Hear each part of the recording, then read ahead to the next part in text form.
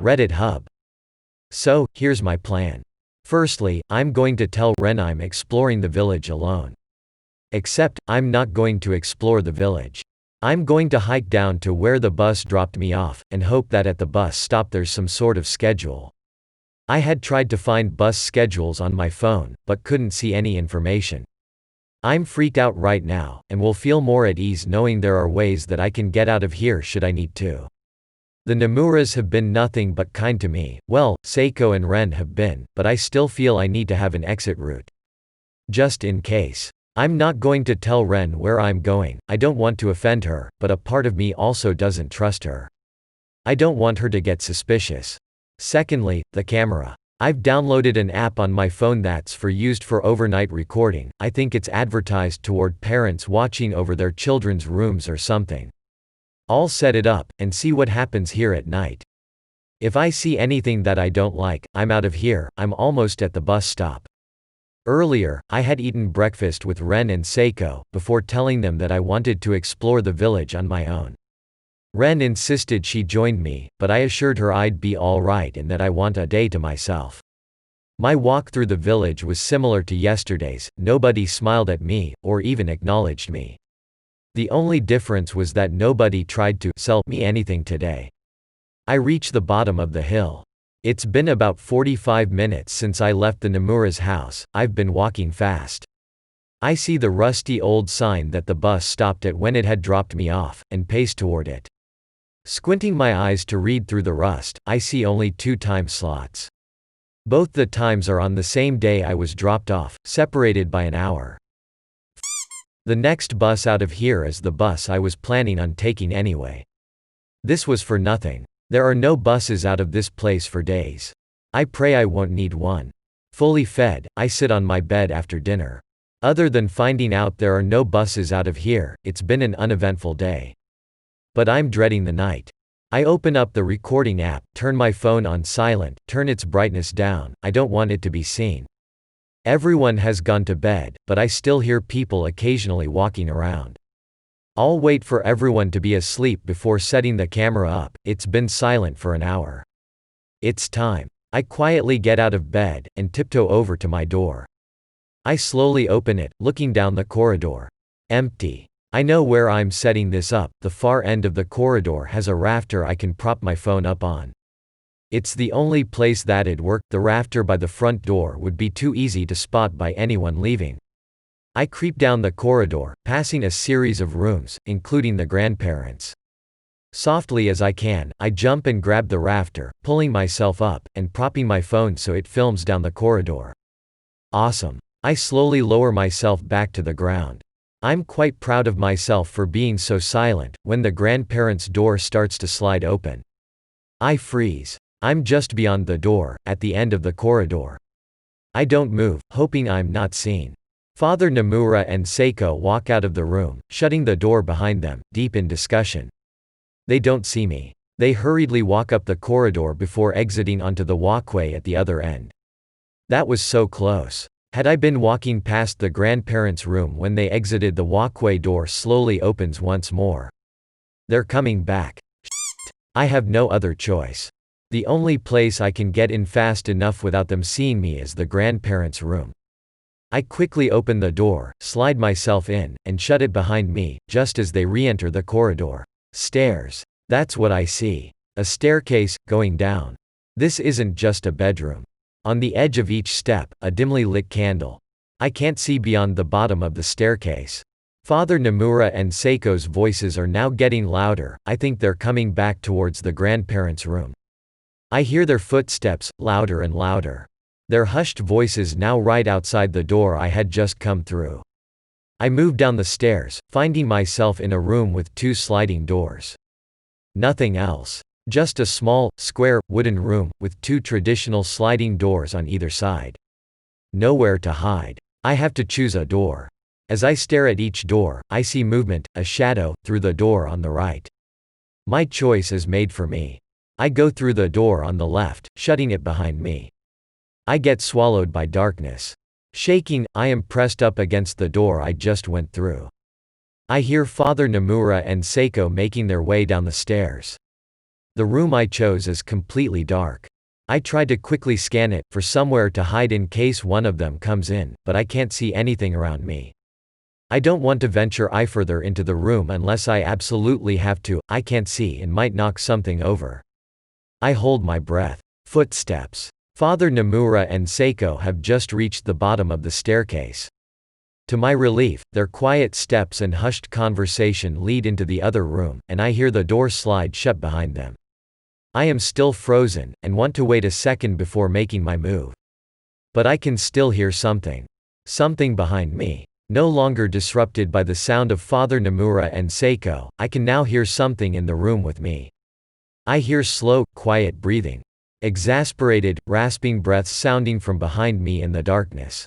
Every breath sounds as if it's causing incredible pain. The breathing is quiet, but the anguish that comes with each breath is clear.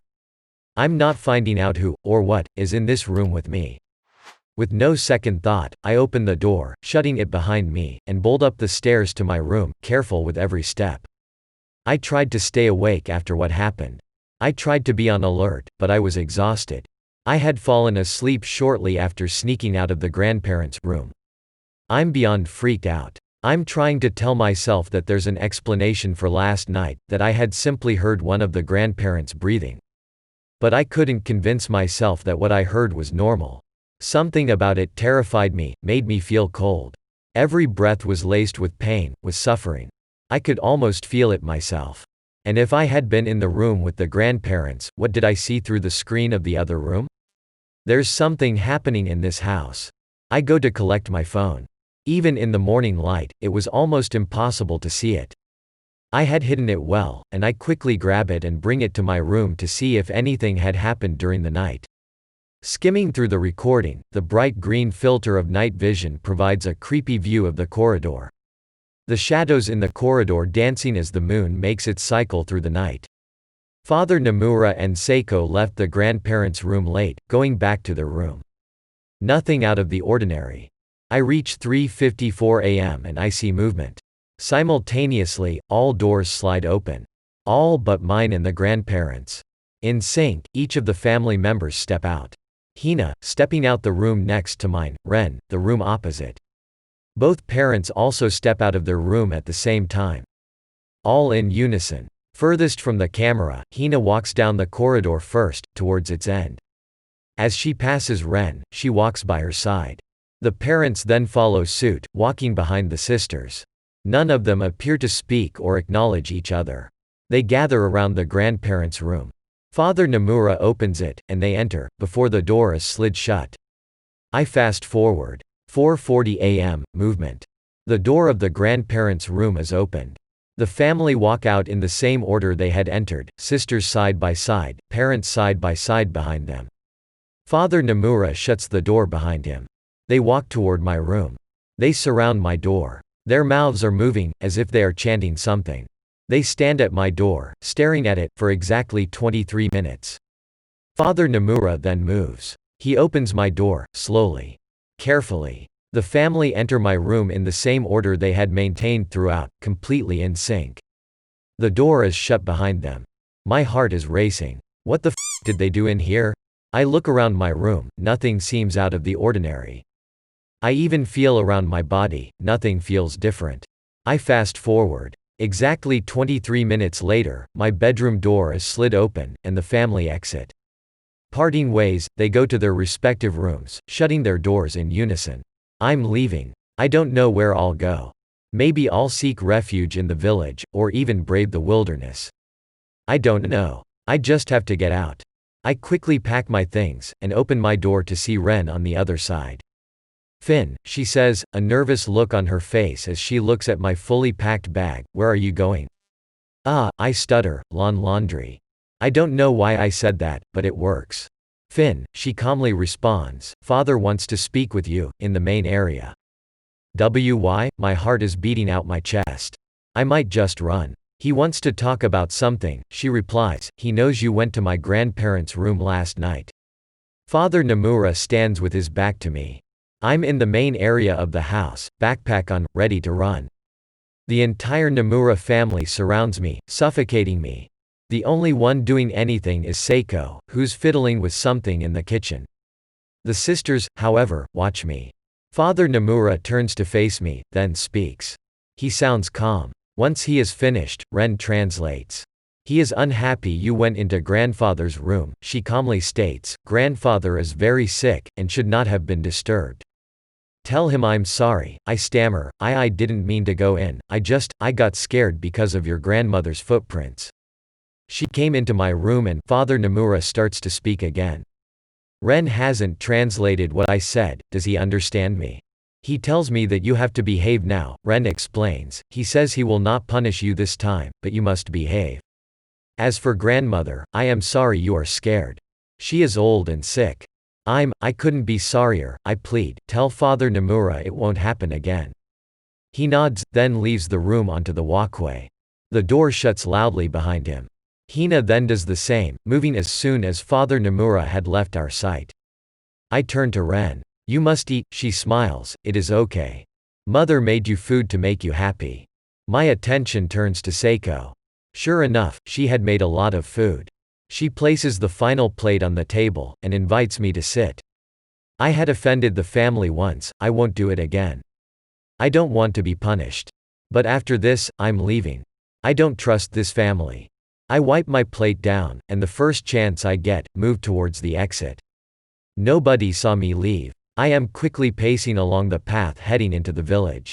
I don't know my next move, maybe try and find the man who was selling me something, try to determine what he was actually saying.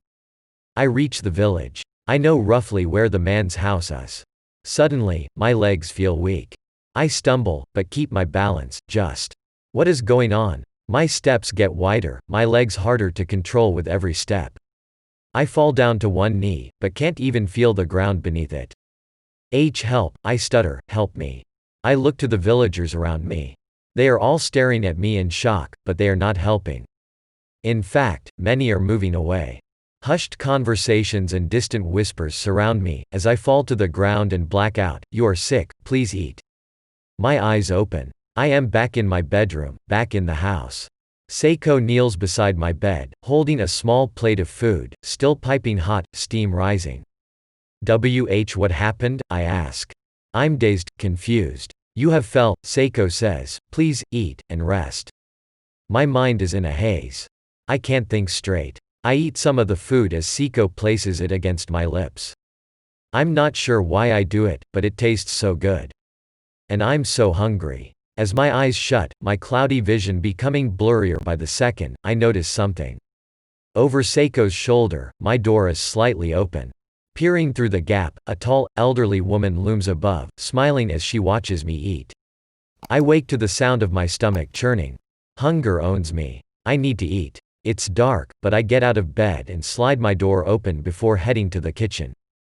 The cold night air on my skin doesn't faze me, I only want food. To my surprise, there is a meal on the kitchen table. I stride over to it, then devour it. It's delicious, but I'm still hungry as I head back to my bedroom. I sit upright on my bed and eat away at the bits of skin dangling from my fingertips. I wake once more. It's still night. Only now, I'm myself again. I think back to earlier, had I really gone into the kitchen and eaten all that food?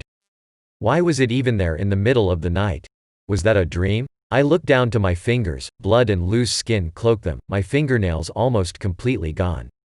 My fingers bitten so much that blood now stains my mattress. What is happening to me? I have to get out of here. I get out of bed.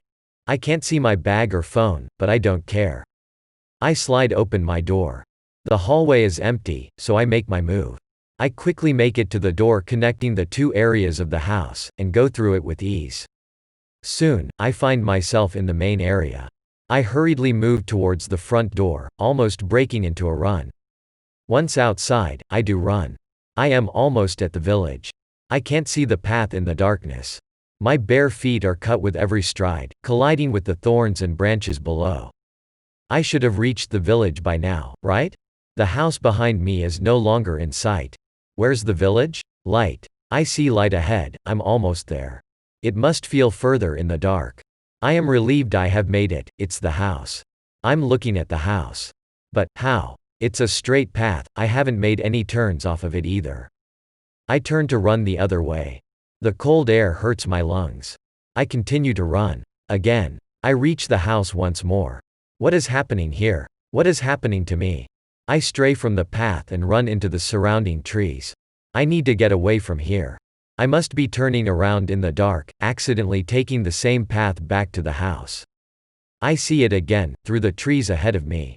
This doesn't make sense. How am I back here?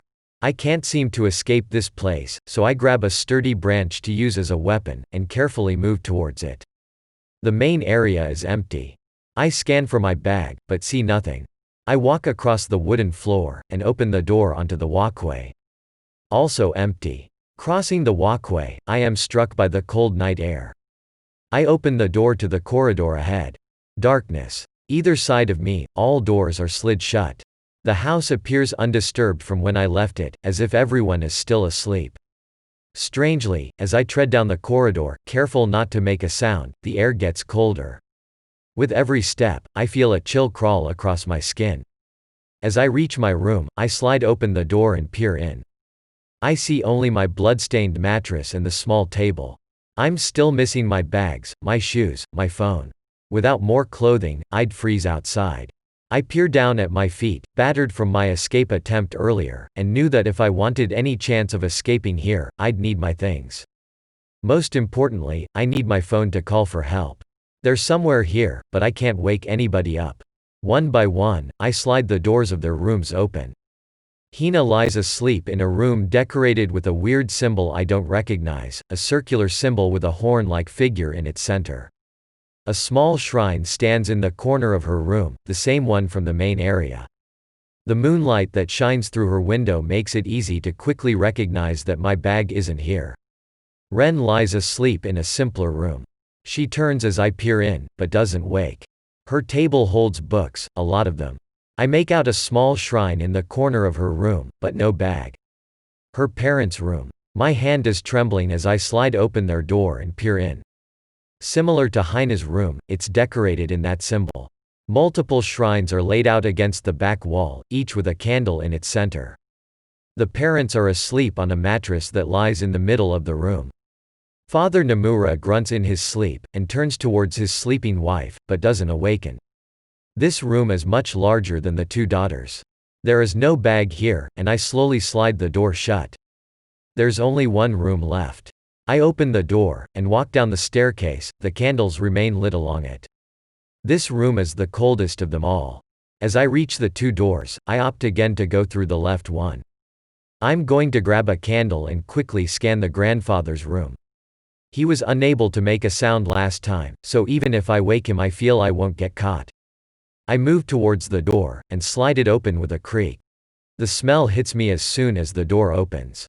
It is putrid, a combination of rotting fruit and I turn away and hold back a gag.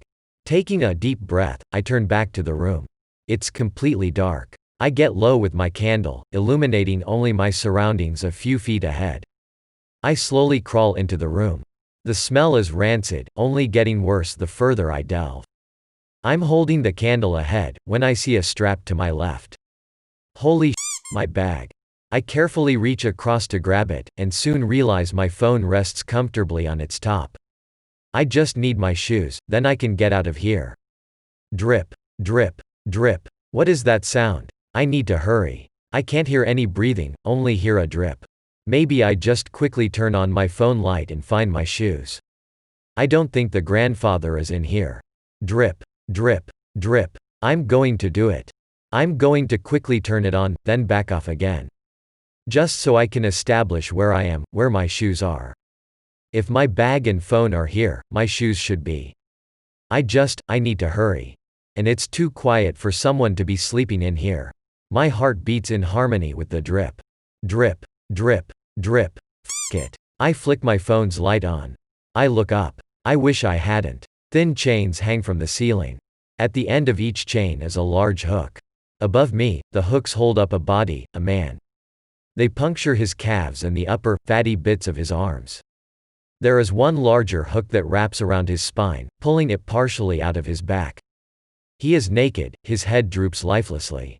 Carved into his chest, the symbol I had seen in Hina and the parents' room. I see no blood, it's almost as if it's been cleaned up, or drained. My eyes turn to the dripping sound. From his nose and mouth, saliva, or something, slowly drips.